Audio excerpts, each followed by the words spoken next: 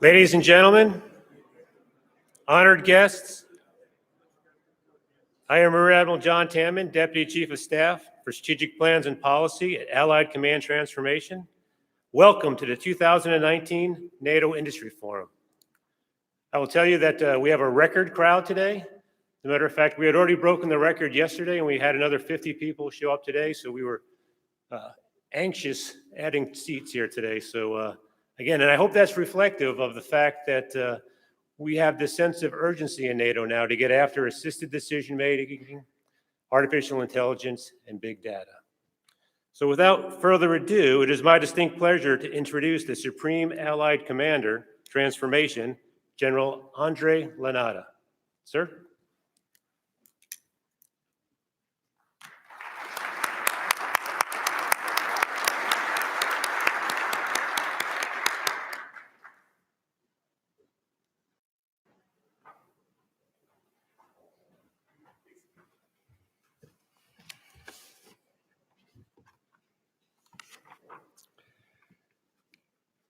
Excellencies, dear ambassadors, Honorable Ms. Helen Lord, U.S. Undersecretary of Defense for Acquisition and Sustainment, Air Chief Marshal Sir Stuart Peach, Chairman of the NATO Military Committee, dear Stu, Mr. Camille Grant, Assistant Secretary General for Defense and Investment, mon cher Camille, leaders and representatives from industry, admirals, generals, ladies, gentlemen, distinguished guests from around the globe, good afternoon and welcome in DC.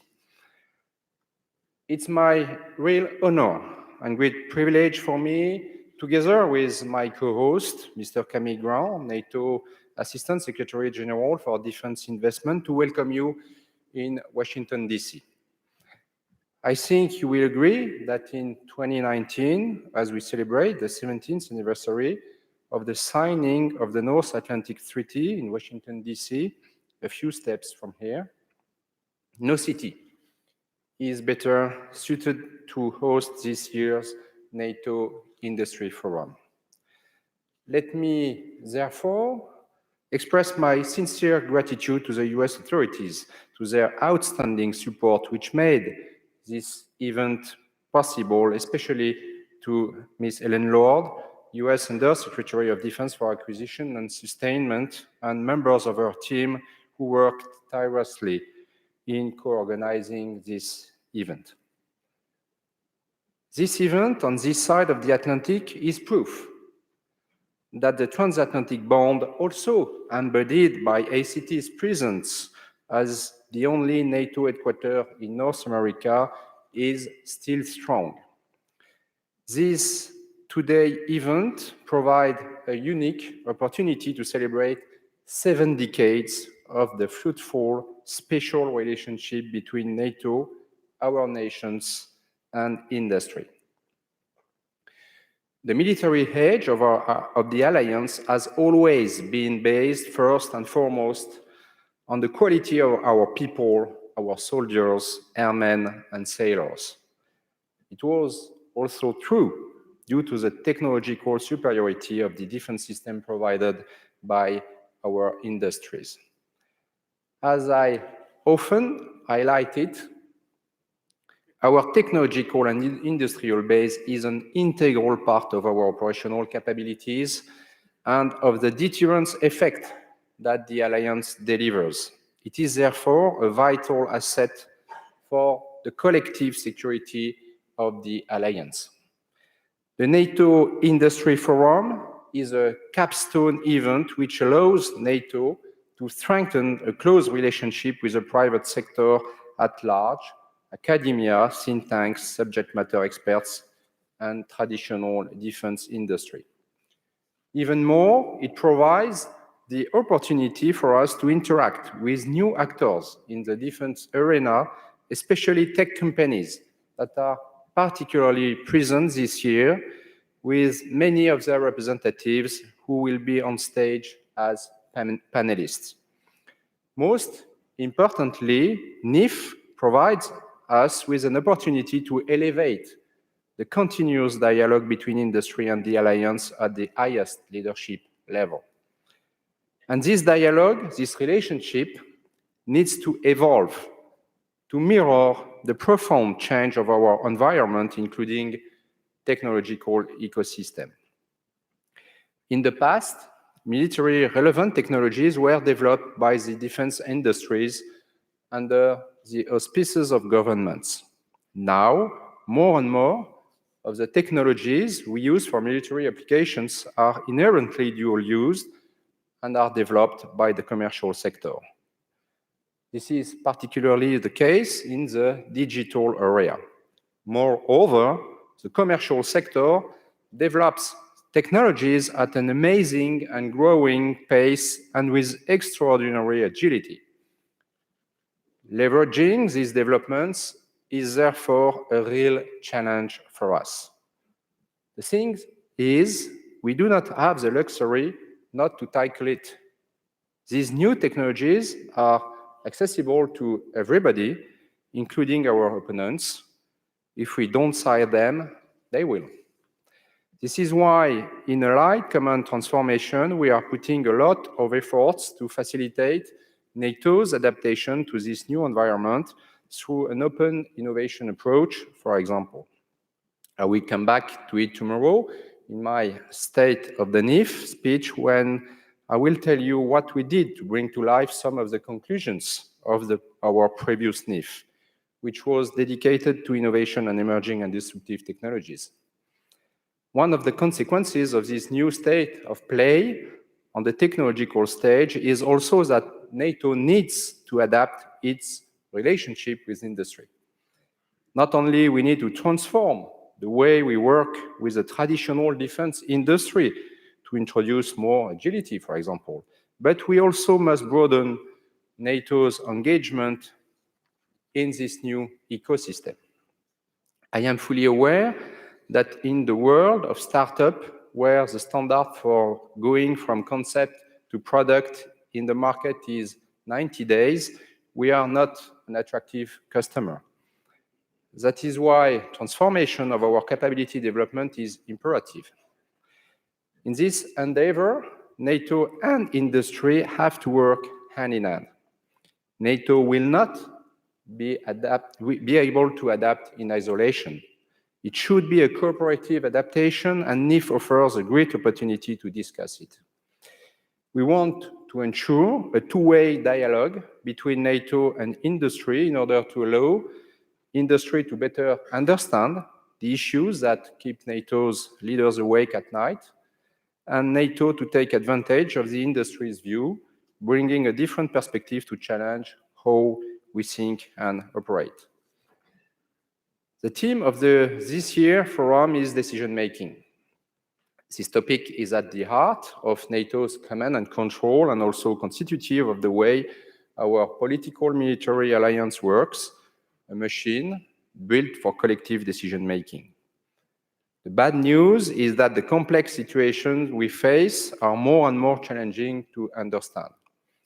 There are various factors driving this trend: the growing number of factors and actors impacting our security, the interrelationship among them, new forms of hostile actions, especially hybrid and cyber ones, that are a lot more difficult to detect and attribute, lines between peace, crisis, and wars that are more and more difficult to draw.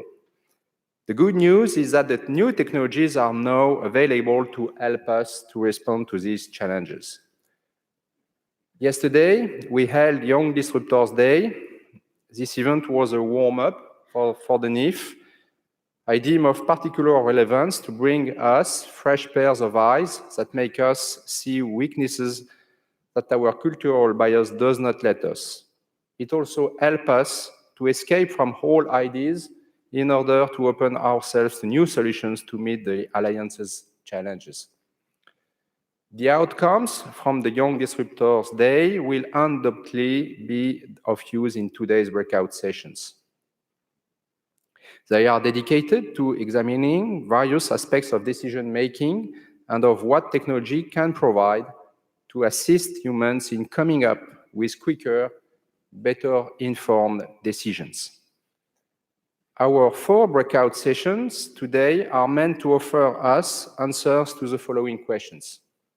How to synchronize, collection, and manage the exploitation of data to more rapidly acquire information and turn it into understanding that directly supports decision-making. How can we make big data an enabling capability to boost our strategic awareness? How can data sciences and modeling and simulation improve the common operational picture and operational commander's ability to anticipate? What are the conditions, especially regarding human capital, to make the best of the available technologies to augment human for decision-making? We will follow up tomorrow with the first plenary to look into the possibilities offered by these new technologies. I am convinced that success does not rely only on technologies. It also requires people, their competencies, established processes, and underlying organizational culture. This will be at the heart of our second plenary session tomorrow. All these considerations will lead us in the third plenary to the so what for NATO.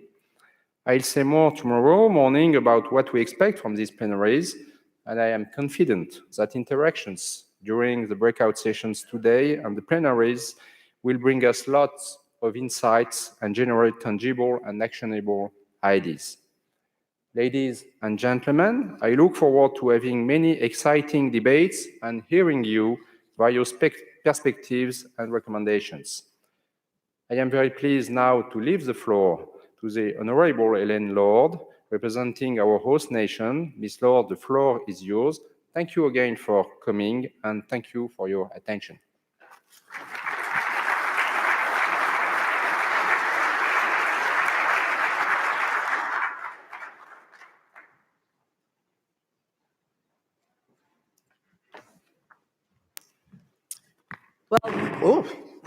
Welcome. Thank you all for being here. In my role as Undersecretary for Acquisition and Sustainment, I also serve as the U.S. National Armaments Director. As the NAD, I'm working to ensure that we are maximizing our opportunities to strengthen the defense capabilities we bring to NATO, the NATO alliance, and to strengthen and deepen transatlantic security. You will hear throughout this event the importance of the transatlantic relationship, to which I and the U.S. government are both firmly committed in both word and action. This bond is strong at both the government and industrial levels. But given the immense security and defense challenges that continue to face us, we need to take every opportunity to bolster alliance ties even further. We have a transatlantic and global integrated industrial base that has taken decades to develop. Our near-peer competitors are making great strides in an effort to own the field in new technologies and correspondingly diminish our military edge. Therefore, it is increasingly vital to maintain our government and industrial partnerships as the foundation for enhancing our capabilities and maintaining a clear and decisive technological advantage over our adversaries. Our defense ministries and departments routinely engage on common goals and challenges. Together, we harmonize requirements, develop systems and platforms, and ensure interoperability of our forces. We must continue to expand the circle of trust and cooperation beyond NATO and ensure that security efforts being established under the European Union are also fully integrated and complementary. By working together, we can only make Europe and the transatlantic community stronger. Decision-making is critical. I'm a big believer in data-driven decision-making. Today's environment includes much more data that requires harnessing for senior leadership decisions. How can we better collect this data and use it to make informed, critical decisions for our defense? In my acquisition role, we are driving to make quicker decisions to increase the pace of delivery. I am pressing the U.S. Department of Defense towards more agile acquisition frameworks and creative compliance.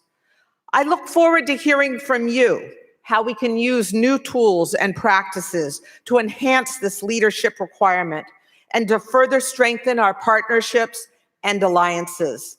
Again, I want to welcome you to Washington, D.C., and we are looking forward to a very productive forum. Thank you.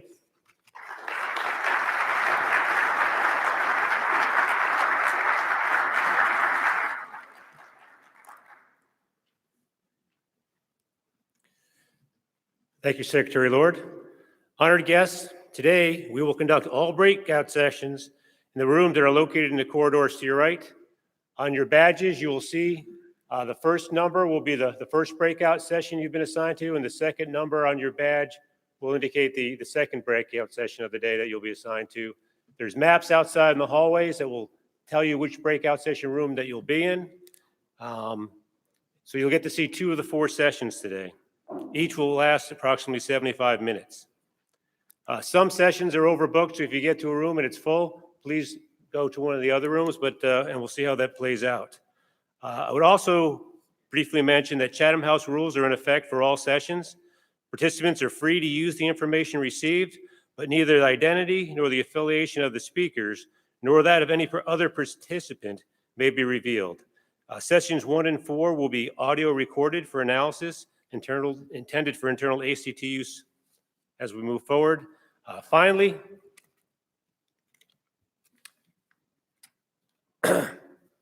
please make sure you're wearing your badges at all times in a hotel due to the security requirements. The transportation to tonight's event to the Mellon Auditorium will depart from the 24th Street entrance at 5:45. Please gather in the lobby outside Harry's Pub at 17:30. And that entrance is not the front door you came in, it's the other one in the back. Again, hope to see you in the breakout sessions. Thank you.